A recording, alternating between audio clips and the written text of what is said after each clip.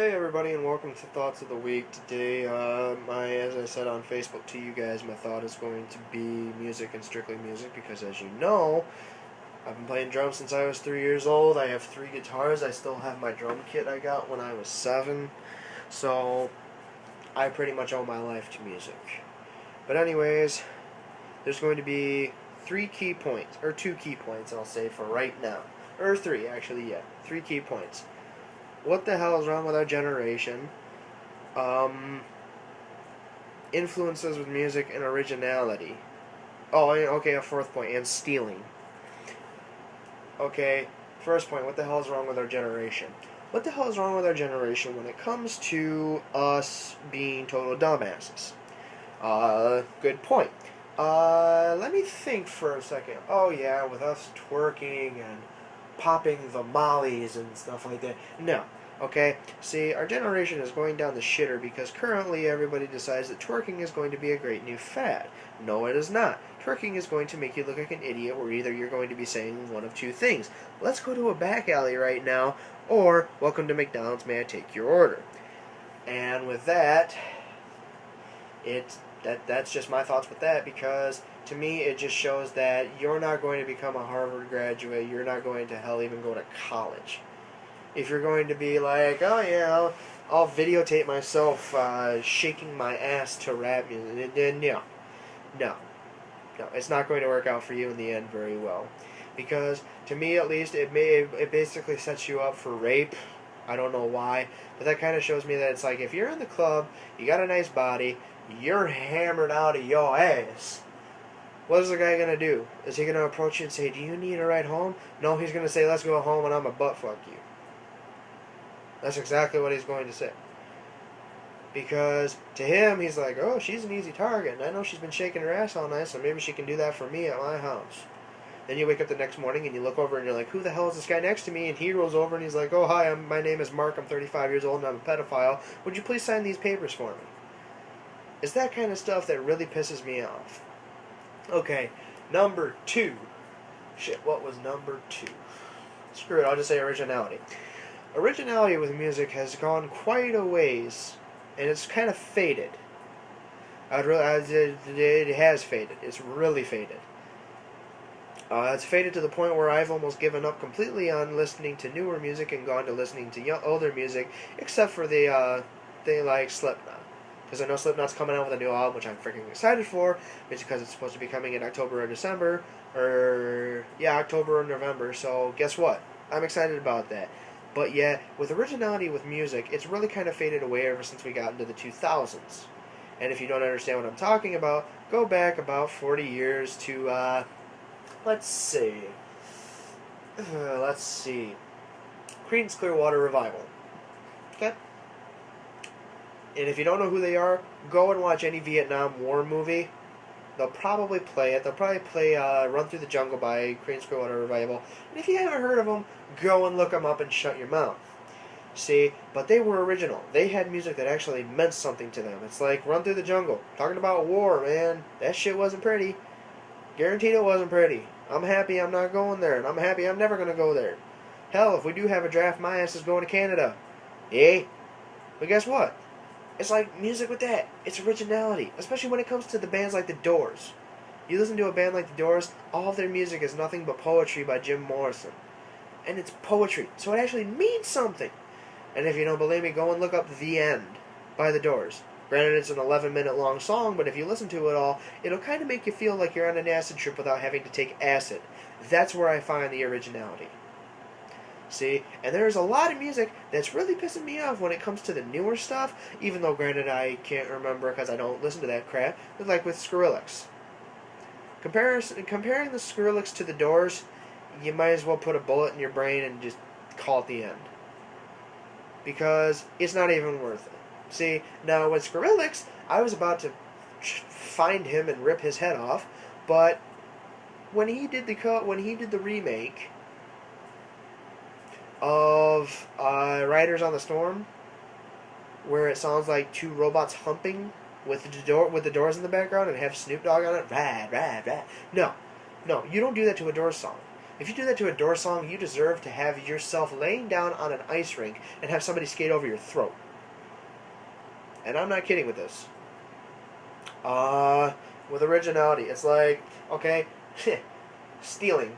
I'll get back to originality because this has to, the originality and the stealing kind of pertains together. With originality, it's like you listen to David Bowie and Queen, Under Pressure. Great song. Haven't heard it? Go look it up and shut up. With that song, you hear the opening bass line, you immediately know that song. Hell, you could have heard it once on the radio 30 years ago and you'd still go, oh, I know that song. See, but yeah, you listen to it with Vanilla Ice and with Stealing, it's... and there was a court case about it, and I'm not sure if Queen won it or not, but they claimed that Vanilla Ice stole the Under Pressure opening bass line, and Vanilla Ice's rebuttal to that was, well, I added an extra burnt to the end of it, so that makes it mine. That was my original piece. No, it isn't, you dumbass. If it was your original piece, you wouldn't have used the frickin' thing in the first place. But no, you pretty little rich white boy decided, oh, yeah, that sounds great, let's put that right in my song. But where did that get you? In court with a lawsuit against a band that's been around twice, 3 times as long as you? And they went out with a bang. They didn't go out with a fizzle. Sadly, when Freddie Mercury died, they kind of went out with a fizzle, but hell, they were the largest frickin' English band besides the Beatles. And if you don't like that, shut up. But it's stuff like that that really irks me, where bands think that they can just take something. They can just take something and call it their own. No, you cannot. No, you cannot. And going back to originality, it's where I kind of like where, and I don't like, I find it funny, where bands think that they say, oh, we're not going to become the commercialized bands and stuff like that. Freaking look at Metallica. Look at Metallica. From 82 to 89. Kill 'Em All, Ride the Lightning, Master of Puppets, Garage Days Revisited, and I don't think there was another one. But the minute you hit 90 and 91, that Black Album, oh my god. People were shitting themselves left and right for that. Which made absolutely no sense. There's only one good song on the album, and it's Enter Sandman, which everybody loves. But really, that was when they became more alternative and when they started to suck ass. But it's things like that. We're not going to become commercialized. Oh, but yet you're frickin' sending out music videos left and right. You're advertising it on TV saying, buy our album, it's the best damn thing ever. You won't want to buy another album. Bull crap. That is complete bull crap. Because you guys just got worse as it went on. I mean, granted, yes. The album Fuel, I will say there are a couple songs on there that I did like.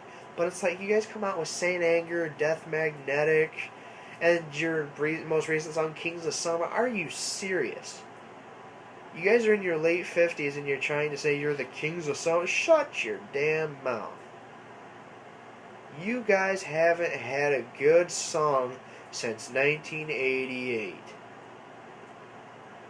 At least one worthy enough to be played. Speaking of which, what's the only song that I've heard many a times on the radio? Oh, that's right, One. And which album did that come from? That's right, And Justice for All. And when did that album come out? All right, 1988. So it's things like that that really get the juices flowing with me, because it's like, okay, yeah, I did like you guys back in the 80s, and then once it got into the 90s, you guys were, then you got into the 2000s, then you guys just blew. You guys just sucked. See, and that's another thing with music that I really hate, is when bands decide to change. I mean, granted, it's okay because you can't frickin' walk up to James Hetfield on the street and say, your music sucks ass, you better change it right now. Because what is he going to say? You're just a little punk-ass kid who doesn't know any better, and I've been around doing this stuff for almost 40 years, and for almost 30 years, and where have you been? It's like, okay, well, then tell me how you guys blew up with Cliff Burton. Unfortunately, he died. May he rest in peace. Then, after Cliff died, You guys went out and got Jason Newsted, which my father has had the fortune to meet him. You got him. You guys freaking blew up. Then you got Robert Trujillo. The hell? Robert, you should have stayed in Black Label Society. I'm sorry, man, but you should have. Because it's not, no. You may have a loyal fan base. Okay, let's go back to 1990 when the Black Album came out, and let's do some trivia here. Let's go up to one of the fans that says, "Oh man, I love the Black Album so much, and Man and Sad But True are the best songs that I ever heard." Okay, then name one song off of Ride the Lightning. Because that's the answer you're going to get. You're not going to get a simple answer. Unless, of course, they're an older guy and then they can actually explain themselves for saying, why are you picking up this shitty music? But it mostly for music with me that really just is originality. That's the main part of music that I just love and hate. It's a love-hate relationship. Because with originality, it's like you want to come up with something that's your own. You want to come up with something that people cannot duplicate, such as the band Disturbed. If they fired Dave Draymond from the band, Disturbed is over. Because you can't find another guy that sounds exactly like Dave Draymond. It's like with Suicide Silence. Mitch Lucker, who passed away, may his soul rest in peace. It's like with him. Granted, I don't mind them getting the Hernandez guy, or whatever his name is. Or Eddie Hermeda. Yeah, when they got him. Sounds nothing like Mitch. But yet, they can't get another Mitch. You can never find another guy that can duplicate and sound exactly like him. It's like if Pantera got back together. Find another guy that can do the pitch squeal just like Dimebag. You can't. You never can. And you can try. You can try your hardest. Hell, you can have a guy come out on stage and freaking play to an unplugged guitar to a backing track. If you gotta. But that's about it. And it's like, I just look back at these 70s bands and all I can think is just, man, these bands had originality. They had music that actually meant something. Then you got into the 80s and it's like, okay, then there's some music that actually means something. Then you get into the 90s and you're like, okay, this is when the boy bands start coming out and they're talking about, "Don't be playing with my heart," and it's all about a freaking girl. That's the one thing I hate about boy bands, except granted, sorry, call me whatever you want. I was a diehard fan of NSYNC when I was little. Don't judge, assholes. But now, as you know, I'm a metalhead, but I do come back. And it's like, I'm not saying that all bands don't have originality nowadays. It's mostly like, okay, a guy that I'll say is John Legend. The song All of Me is about him and his wife. There. That's an original song. Because nobody can duplicate his sound. Nobody can sing like he sings. And nobody writes with such passion as he does. And that's another thing that I'll talk about later because I'm almost out of video. But it's mostly that. It's originality as well as just putting emotion into it. It's like with Blink-182. Yeah, they are childish. They can be childish with What's My Name Again and Carousel and stuff like that. But yet they come up with a song like Adam's Song. That's a depressing freaking song, man, but it has meaning to it and it'll bring a tear to your eye. It's like stuff like that. See, and that's why I hate musicals and movies, because it's like, okay, yeah, somebody wrote it, but you know what? Somebody writes it off as their own. No, it's not. It's the person that wrote it. But I'm rambling on. I'm probably talking too fast for any of you guys to probably understand what the hell I'm saying. So I guess I'll sign off, and I'll be uploading this. I still need ideas from you guys on what I should do for my next video. I'm kind of dry on ideas right now, but if you guys want to hit me up on Facebook, stuff like that, just let me know, and I will be seeing you guys next week with any ideas that you may have. Brennan Combs, please do not put anything inappropriate, or I swear to God, I will snap your neck with my knee. Of course, you know I don't mean that. But, I guess this will be me signing off, and I will say thank you for watching, subscribe, comment, whatever you want to do. Thanks for watching again, and this has been my thoughts of the week. Well, actually my rant of the week. Thank you.